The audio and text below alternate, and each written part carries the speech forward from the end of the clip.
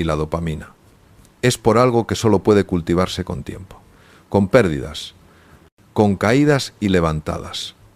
Es por la autenticidad. Y la autenticidad resulta ser, es el afrodisíaco más potente que existe. Te voy a compartir 6 hábitos que hacen irresistible a una mujer mayor. Pero antes de continuar, necesito decirte algo importante. Esto no es un manual de seducción.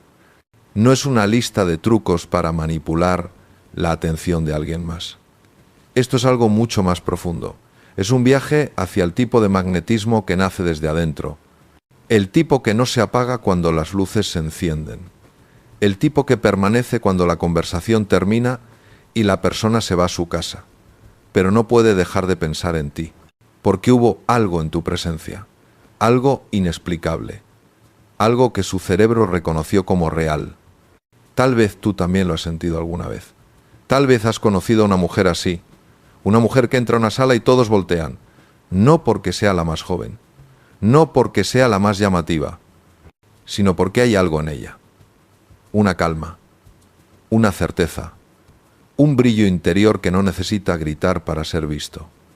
Los neurocientíficos ahora tienen palabras para esto: coherencia cardíaca, regulación del sistema nervioso, presencia consciente. Pero las mujeres sabias siempre lo supieron.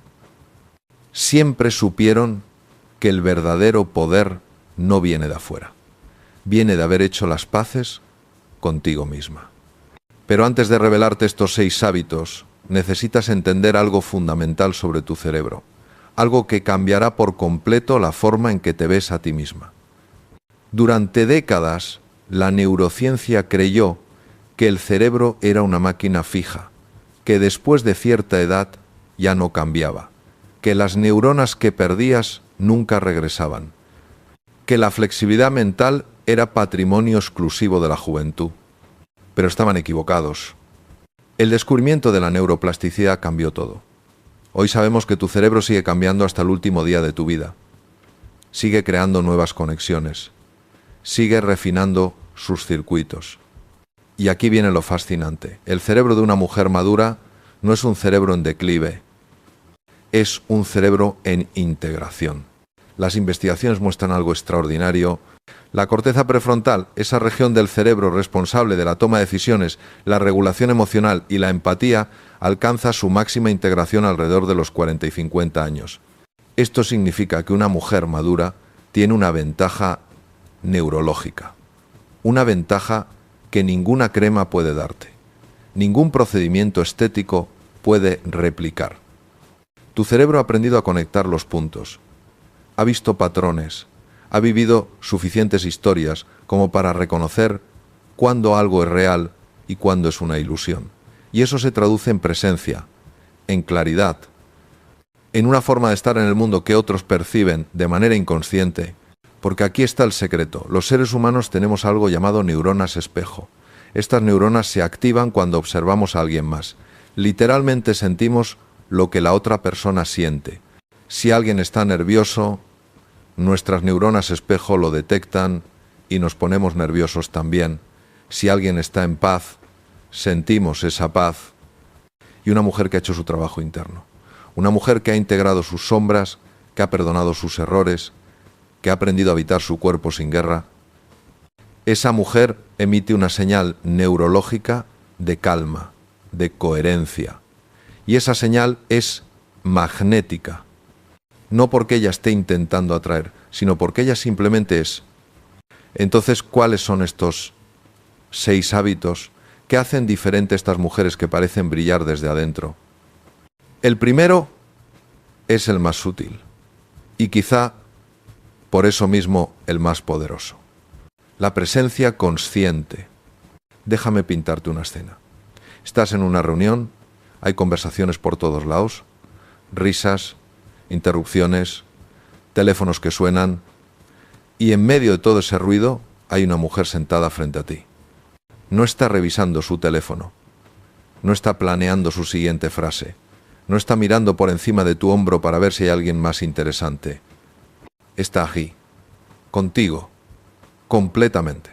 Y de pronto todo el ruido desaparece, porque en su presencia tú también te aquietas. Su atención es como un ancla, y sin darte cuenta tu respiración se hace más profunda. Tu voz baja de tono.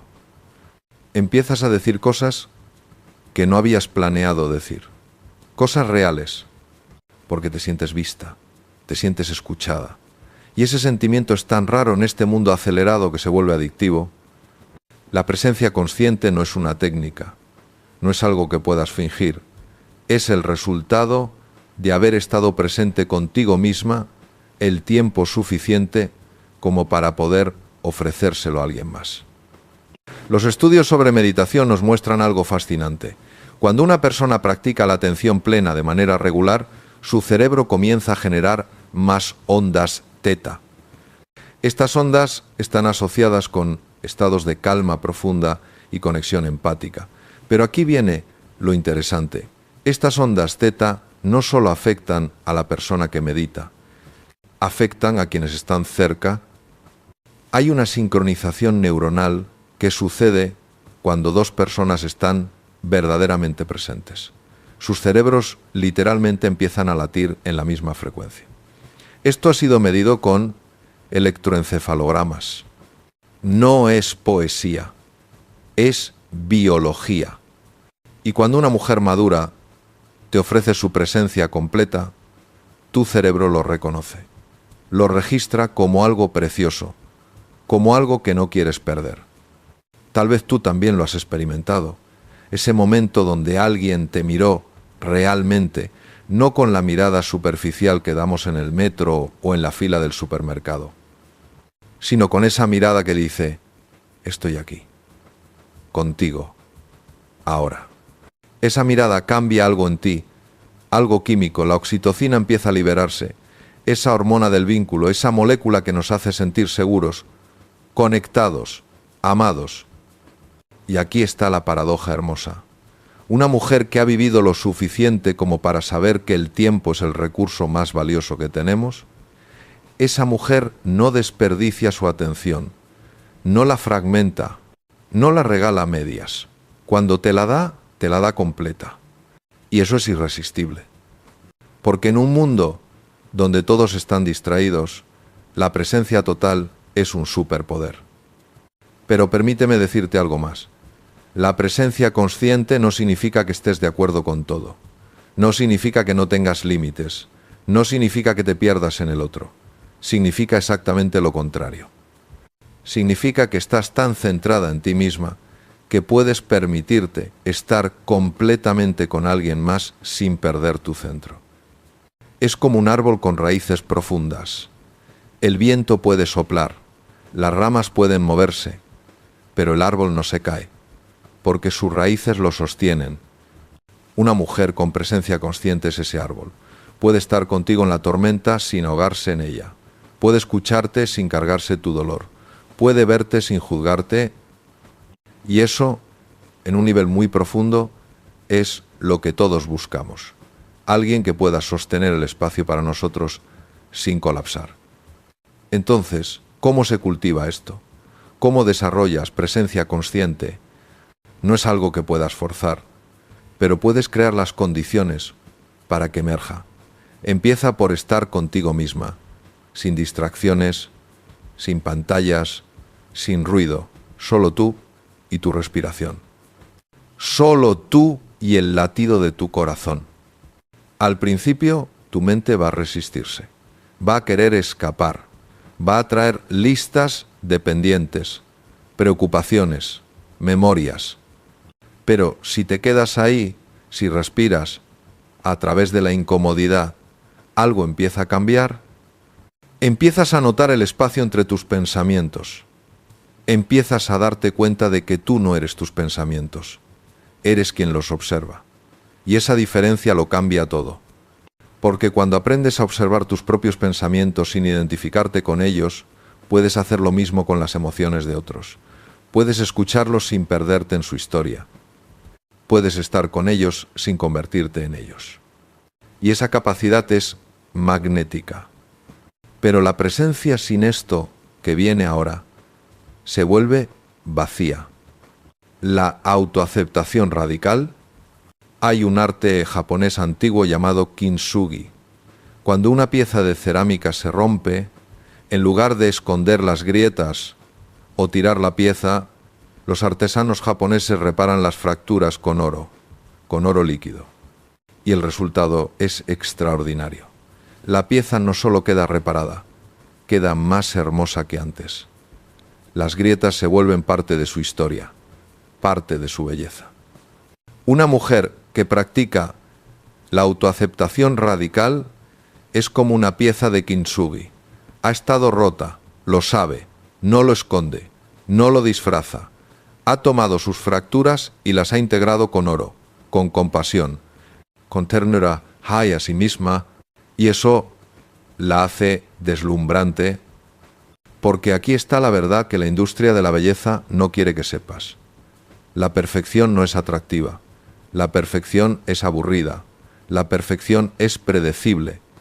Lo que verdaderamente atrae es la autenticidad, y la autenticidad siempre incluye imperfección. Déjame preguntarte algo. ¿Alguna vez has conocido a alguien que parecía tenerlo todo resuelto? ¿Alguien cuya vida parecía perfecta en las redes sociales? ¿Alguien que nunca admitía un error? ¿Alguien que siempre tenía la respuesta correcta? ¿Cómo te sentiste cerca de esa persona? Probablemente distante, porque la perfección crea distancia. La perfección dice, tú no puedes alcanzarme, y cuando alguien nos hace sentir que no podemos alcanzarlos, nos alejamos. Es instinto de supervivencia emocional. Pero una mujer que puede decir, esto es lo que soy, con mis cicatrices, con mis errores, con mis arrepentimientos, y está bien, estoy completa tal como soy. Esa mujer crea un espacio de permiso, un espacio donde otros también pueden ser humanos. Y ese espacio es magnético. La neurociencia nos muestra algo fascinante sobre la autoaceptación. Cuando practicas la autocompasión, cuando te hablas a ti misma con la misma ternura con la que le hablarías a una amiga querida, algo extraordinario sucede en tu cerebro. Los niveles de cortisol bajan. El cortisol es la hormona del estrés. Es la hormona que te hace envejecer más rápido, que te hace reactiva, que te hace crítica. Cuando el cortisol baja, la oxitocina sube, y la oxitocina es la hormona del vínculo, del amor, de la conexión. Pero aquí está lo increíble, esta no es solo química interna. Tu cuerpo emite señales, feromonas, microexpresiones faciales, tonos de voz, y otros cerebros leen estas señales de manera inconsciente. Una mujer llena de autocrítica emite una señal de tensión, una señal de guerra interna, y otros cerebros lo sienten, se ponen en guardia. Pero una mujer en paz consigo misma emite una señal de seguridad, una señal de hogar, y otros cerebros se relajan, se abren, se acercan, no porque ella esté haciendo algo para atraerlos, sino porque su sistema nervioso está en un estado de coherencia, y la coherencia es contagiosa. Tal vez tú has crecido en una cultura que te enseñó a esconder tus imperfecciones, a maquillarte no solo el rostro, sino también el alma, a mostrar solo la versión editada de ti misma, la versión que crees que será aceptada. Pero aquí está el problema. Cuando escondes tus imperfecciones, también escondes tu humanidad. Y sin humanidad no hay conexión real. La autoaceptación radical no significa que te guste todo de ti, no significa que no quieras crecer o mejorar, significa que dejas de estar en guerra contigo misma, significa que reconoces que tus errores no te definen, que tus cicatrices no te invalidan, que tu pasado no determina tu valor, y esto a un nivel muy profundo cambia tu vibración. Carl Jung, el psiquiatra suizo, hablaba del proceso de individuación. Decía que el camino hacia la plenitud no es eliminar nuestras sombras, sino integrarlas, hacer consciente lo inconsciente, traer luz a la oscuridad. Y cuando una mujer hace este trabajo, cuando se ha encontrado con sus propios demonios y ha aprendido a bailar con ellos, algo en ella se asienta. Ya no necesita probar nada. Ya no necesita ser especial. Ya no necesita validación externa para saber que está completa. Y esa completitud es el magnetismo más poderoso que existe. Porque aquí está la paradoja hermosa. Mientras más completa te sientes por dentro, más espacio creas para que otros se acerquen. No porque los necesites, sino porque puedes elegirlos. Y la elección libre siempre es más poderosa que la necesidad desesperada. Entonces, ¿cómo se cultiva la autoaceptación radical? Empieza por escuchar cómo te hablas a ti misma. Empieza por notar ese crítico interno que vive en tu cabeza. Ese que te dice que no eres suficiente, que deberías ser diferente, que cometiste un error imperdonable. Y luego pregúntate, ¿le hablaría así a mi mejor amiga? ¿Le hablaría así a mi hija? Probablemente no. Entonces, ¿por qué te lo permites a ti misma? La autoaceptación radical es un acto de rebeldía. Es decirle al mundo, no voy a participar más en mi propia destrucción, no voy a ser cómplice de mi propia invalidación. Y cuando tomas esa decisión, cuando empiezas a tratarte con la compasión que te mereces, algo se suaviza en tu rostro, algo se abre en tu pecho, y otros lo notan. No pueden explicar qué cambió, pero sienten que ahora pueden respirar cerca de ti, porque has dejado de ser un campo de batalla y te has convertido en un santuario. Hay algo más profundo aún, algo que la ciencia apenas está comenzando a comprender. Imagina dos mujeres, ambas reciben la misma noticia, una decepción, una traición, algo que duele. La primera colapsa, su mundo se derrumbe, llama a todo el mundo, necesita validación, necesita que alguien le diga qué sentir, qué hacer. Su sistema nervioso entra en pánico y ese pánico se expande, contagia a todos a su alrededor. La segunda mujer siente el golpe, lo siente completamente, no lo niega, no lo minimiza, pero hay algo diferente. Hay un espacio entre lo que sucedió y su reacción, un espacio sagrado, un espacio donde ella puede elegir, respira, se sienta con el dolor, lo deja estar, no intenta escapar de él, no intenta arreglarlo inmediatamente, solo está ahí, presente con su propia experiencia. Y después, cuando el huracán interno se calma, toma una decisión consciente, no desde el miedo, no desde la reactividad, sino desde un lugar más profundo, un lugar de claridad. Esta segunda mujer ha cultivado algo que la hace magnética de una manera que pocas personas comprenden. Déjame aclarar algo importante. Autonomía emocional no significa frialdad, no significa reprimir, no significa fingir que nada te afecta. Significa exactamente lo contrario. Significa que sientes todo, profundamente, pero no estás a merced de tus emociones. No eres su esclava, eres su testigo consciente. Viktor Frankl, el psiquiatra austríaco que sobrevivió los campos de concentración, escribió algo que cambió la forma en que entendemos la libertad humana. Dijo, entre el estímulo y la respuesta hay un espacio. En ese espacio está nuestro poder para elegir nuestra respuesta, y en nuestra respuesta está nuestro crecimiento y nuestra libertad. Una mujer madura que ha cultivado autonomía emocional vive en ese espacio.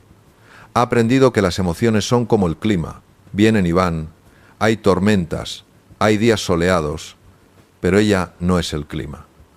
Ella es el cielo que lo contiene, y esa diferencia lo cambia todo. La neurociencia nos muestra algo fascinante sobre esto. Cuando experimentamos una emoción intensa, hay una región del cerebro que se activa primero, la amígdala. La amígdala es como el sistema de alarma del cerebro. Su trabajo es detectar peligro, y cuando detecta algo que interpreta como amenaza, se enciende. Pero aquí está lo interesante. Entre la amígdala y tu comportamiento hay otra estructura, la corteza prefrontal. Esta región es como el director de orquesta. Puede modular la respuesta de la amígdala. Puede decir, espera, respira. Esto no es realmente un sentimiento, eso mata la atracción. Pero cuando estás con alguien que tiene autonomía emocional, puedes relajarte, no tienes que ser su terapeuta, no tienes que arreglarla, puedes simplemente ser. Y esa libertad crea espacio para la intimidad real. Ahora bien, autonomía emocional no significa independencia total, no significa que no necesites a nadie. Los seres humanos somos criaturas sociales, estamos diseñados para la conexión, necesitamos vínculos. La diferencia está en la calidad de la necesidad. ¿Necesitas a alguien para sentirte completa? ¿O estás completa y eliges compartir tu vida con alguien? Esa diferencia es abismal.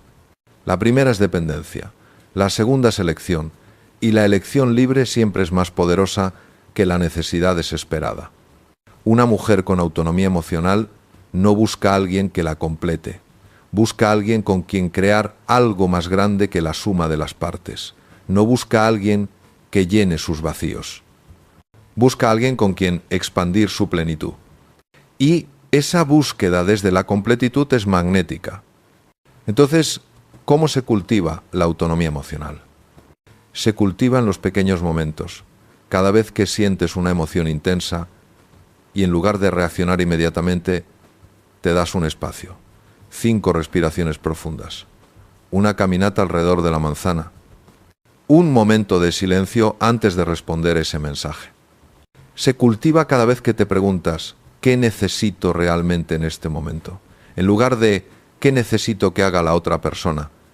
Se cultiva cada vez que reconoces que tus emociones son tuyas, no son culpa de nadie más, no son responsabilidad de nadie más, son tu experiencia interna y tú tienes el poder de sostenerlas. Esto no significa que te aísles, no significa que no pidas apoyo. Significa que la diferencia entre compartir una emoción y descargarla en alguien, compartir es decir, estoy sintiendo esto, me gustaría que lo supieras. Descargar es decir, estoy sintiendo esto y es tu culpa y necesitas arreglarlo. ¿Ves la diferencia? Una crea conexión, la otra crea distancia. Una mujer con autonomía emocional sabe que puede sentir todo el espectro de las emociones humanas. Tristeza, ira, miedo, alegría, y ninguna de ellas la define. Son visitantes temporales, y ella es el espacio que las recibe. Y cuando vives desde ese espacio, cuando has aprendido a ser el contenedor de tu propia experiencia emocional, algo extraordinario sucede. Ya no necesitas drama para sentirte viva. Ya no necesitas conflicto para sentirte conectada. Ya no necesitas crisis para sentirte importante. Puedes vivir desde la serenidad. Y la serenidad, créeme, es uno de los mayores afrodisíacos que existen. Porque en un mundo lleno de caos, una mujer serena es un oasis. Lo que pocos comprenden es que este siguiente hábito es el que separa el magnetismo superficial del duradero. Es el puente entre tu mundo interno y el mundo externo. Es donde la autenticidad deja de ser solo un estado interno y se convierte en una forma de relacionarte. Estás en una cena, alguien te hace una pregunta compleja, una pregunta para la que no tienes una respuesta perfecta. Y de repente sientes esa presión interna, esa voz que dice, tienes que sonar inteligente, tienes que impresionar, no puedes admitir que no sabes. Y en ese momento tienes 2 opciones. Puedes inventar algo, puedes hablar con confianza sobre algo que realmente no comprendes del todo. Puedes usar palabras grandes y sonreír con seguridad. Y quizá nadie note que estás fingiendo. O puedes hacer algo revolucionario. Puedes decir la verdad, puedes decir, no lo sé, aún estoy tratando de entender eso. Y algo mágico sucede. Todos en la mesa respiran, porque les has dado permiso para ser humanos también. Ya no tienen que fingir, ya no tienen que actuar, pueden simplemente ser.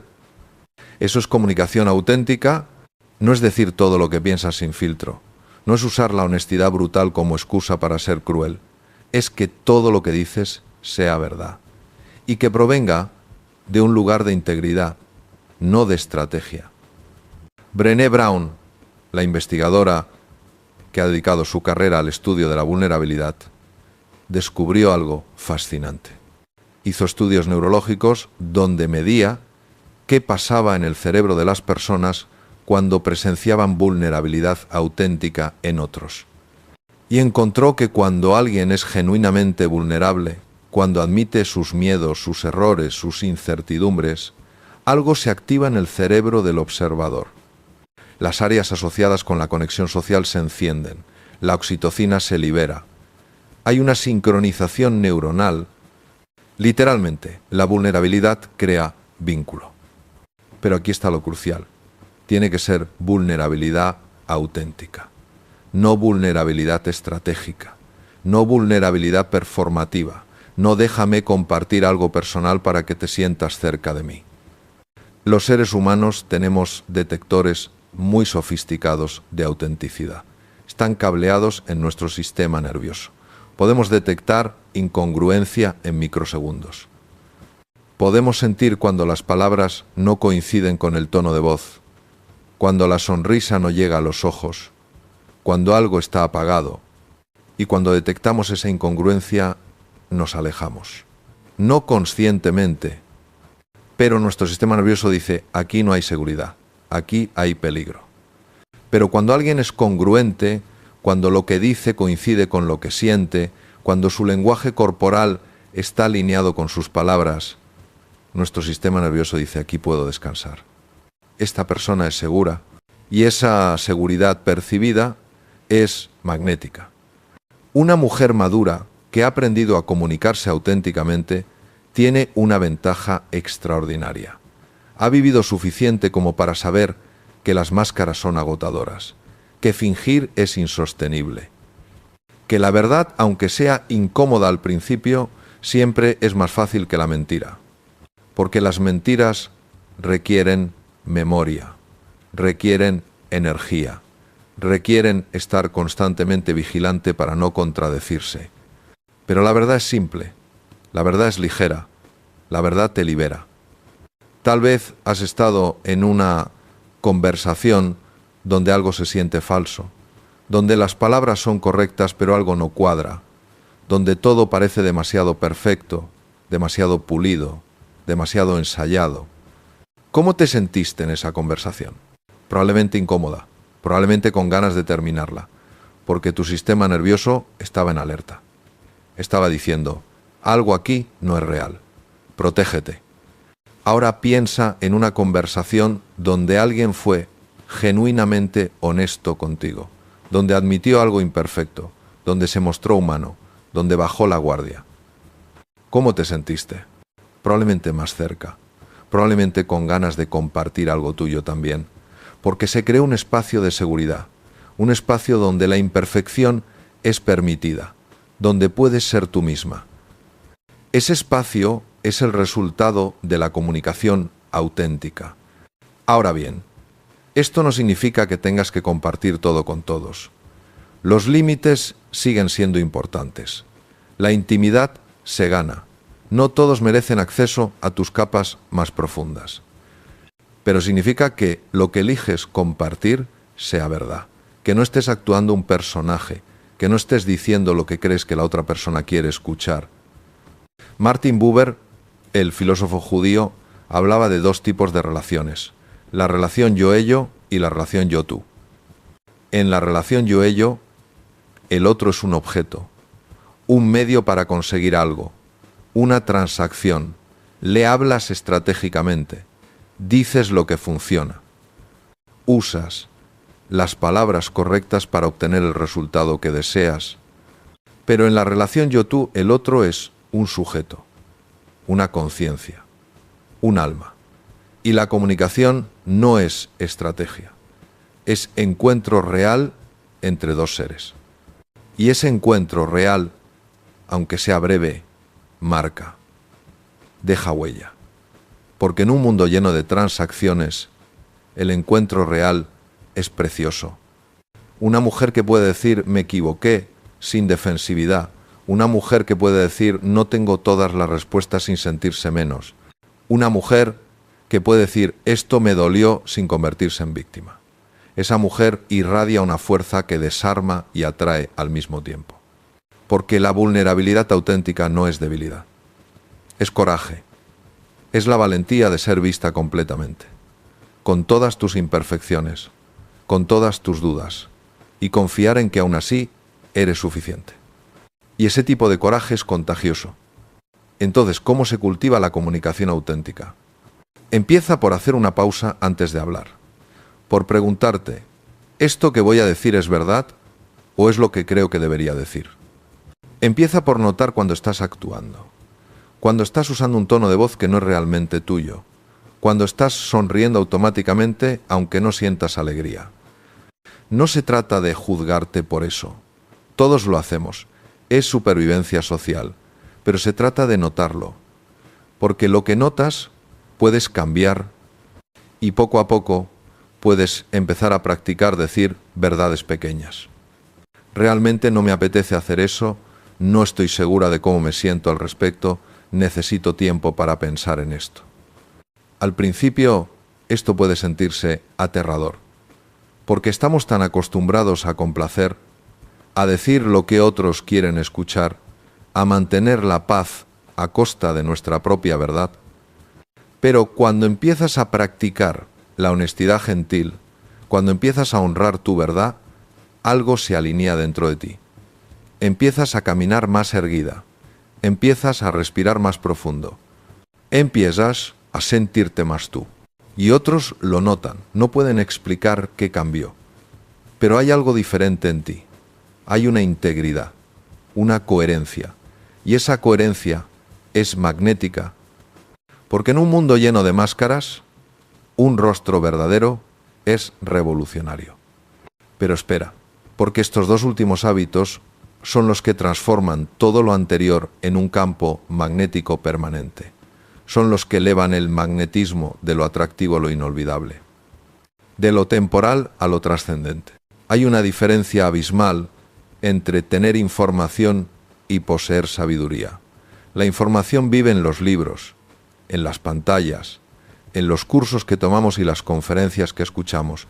La información es externa, es adquirida, es acumulable, pero la sabiduría es otra cosa. La sabiduría vive en tus huesos, en las cicatrices que no se ven, en las noches que pasaste despierta preguntándote cómo seguir adelante, en las veces que caíste y te levantaste, en los corazones que rompiste y los que te rompieron, en las decisiones que tomaste y las consecuencias que viviste. La sabiduría no se aprende, se encarna. Y una mujer que ha vivido el tiempo suficiente para encarnar sabiduría, esa mujer tiene algo que ningún libro puede enseñar, ninguna juventud puede replicar. La sabiduría encarnada. Imagina dos conversaciones. En la primera, alguien te da un consejo brillante, leído en algún lado, escuchado en un podcast, bien intencionado. Pero cuando lo dice, algo se siente hueco, porque esas palabras no han pasado por el filtro de la experiencia, no han sido probadas en el fuego de la vida real. En la segunda conversación, alguien te cuenta algo, no te da consejos, no te dice qué hacer, simplemente comparte lo que vivió, lo que aprendió, lo que le costó entender, y cuando termina de hablar hay un silencio sagrado, porque acabas de recibir algo precioso, algo que no puede ser comprado ni enseñado, solo puede ser transmitido de alma a alma. Eso es sabiduría encarnada. La neurociencia nos muestra algo fascinante sobre el cerebro maduro. Durante mucho tiempo se pensó que el cerebro envejecía y perdía capacidades. Y sí, es cierto que ciertos tipos de inteligencia disminuyen. La velocidad de procesamiento, la memoria de trabajo para datos aleatorios. Pero hay otro tipo de inteligencia que aumenta, se llama inteligencia cristalizada, y es la capacidad de reconocer patrones, de ver conexiones, de entender contextos complejos. de integrar información de múltiples fuentes y llegar a conclusiones sabias. Esta inteligencia no se mide en pruebas de CI, no se mide en velocidad, se mide en profundidad y alcanza su pico alrededor de los 50, 60, 70 años. El hipocampo, esa región del cerebro responsable de la memoria episódica, ha acumulado décadas de experiencias, no solo datos, experiencias, vivencias completas con contexto emocional, sensorial, relacional. Y cuando te enfrentas a una situación nueva, tu cerebro no solo busca información abstracta, busca en ese archivo de experiencias vividas, busca patrones que reconoce y te da algo que llamamos intuición, pero que en realidad es sabiduría acumulada operando a velocidad inconsciente. Una mujer madura tiene acceso a ese archivo. Y cuando habla desde ahí, cuando comparte desde ese lugar, hay una resonancia, una profundidad, un peso que las palabras adquieren. No porque ella esté intentando sonar sabia, sino porque lo es. Y los seres humanos reconocemos la sabiduría, no intelectualmente, visceralmente. Nuestro cuerpo sabe cuando alguien está hablando desde la superficie y cuando está hablando desde las profundidades. Tal vez lo has experimentado. Has estado con alguien joven, brillante, elocuente y todo lo que dice es correcto. Pero algo falta. Falta encarnación. Falta la alquimia que sucede cuando una verdad ha sido vivida. Y después has estado con alguien que quizá no usa las palabras perfectas, que quizá habla más despacio, pero cuando habla, escuchas. Realmente escuchas porque hay algo en su voz que dice, yo he estado ahí, yo sé de lo que hablo. Esa es la diferencia entre conocimiento y sabiduría. El conocimiento dice, sé que esto es así. La sabiduría dice, he vivido esto y sobreviví, y esto es lo que aprendí. Una mujer con sabiduría encarnada no necesita probar nada, no necesita citar estudios para validar su experiencia, no necesita convencerte de nada, simplemente comparte y tú decides qué hacer con eso. Y esa humildad, esa ausencia de ego en la transmisión de sabiduría es magnética, porque aquí está la verdad. Los hombres pueden estar con una mujer más joven y sentirse entretenidos, pueden sentirse halagados, pueden sentirse rejuvenecidos, pero con una mujer sabia se sienten vistos, se sienten comprendidos, se sienten como si alguien finalmente entendiera la complejidad de su experiencia humana. Y esa sensación de ser visto profundamente es adictiva. La sabiduría encarnada también se manifiesta en tu cuerpo, en cómo te mueves, en cómo respiras, en cómo habitas tu espacio. La corteza insular, esa región del cerebro que conecta la mente con el cuerpo, se vuelve más refinada con la edad. Te vuelves más capaz de leer las señales de tu cuerpo, de saber cuándo algo se siente bien y cuándo no, de confiar en tu instinto visceral, y esa conexión mente-cuerpo se refleja en tu presencia. Hay una integración, una coherencia, una sensación de que esta mujer está completamente habitando su cuerpo, no está disociada, no está viviendo solo en su cabeza. Está aquí, en su piel, en su respiración, en su ser completo. Y eso es profundamente atractivo. Entonces, ¿cómo se cultiva la sabiduría encarnada? No puedes apurarla, no puedes fingirla, solo puedes vivirla. Puedes estar presente en tu propia vida, puedes prestar atención a lo que sucede. Puedes reflexionar sobre tus experiencias en lugar de solo acumularlas. Puedes preguntarte después de cada situación difícil, ¿qué me está enseñando esto? ¿Qué estoy aprendiendo sobre mí misma, sobre los demás, sobre la vida? Y puedes honrar tus experiencias, no minimizarlas, no descartar tus años como tiempo perdido. Cada año que has vivido, cada experiencia que has tenido, cada dolor que has atravesado, todo eso es material para la sabiduría, todo eso es oro. Una mujer que honra su propio camino que reconoce el valor de todo lo que ha vivido, esa mujer camina diferente, habla diferente, se relaciona diferente, porque sabe algo que solo el tiempo puede enseñar. Sabe que todo pasa, que el dolor no es permanente, que la alegría tampoco, que la vida es cíclica, que después del invierno siempre viene la primavera. Y esa certeza, nacida de haber vivido suficientes ciclos, crea una estabilidad, una serenidad, una paz que el caos externo no puede tocar. Lo que nos lleva al último hábito, el hábito que corona todos los demás, el hábito sin el cual todos los anteriores son solo técnicas, pero con el cual se convierten en una forma de ser. La paz interior radiante. Estás en medio del caos, hay gritos, hay urgencia, hay pánico a tu alrededor, y en medio de todo eso hay una mujer. No está corriendo, no está gritando, no está añadiendo combustible al fuego.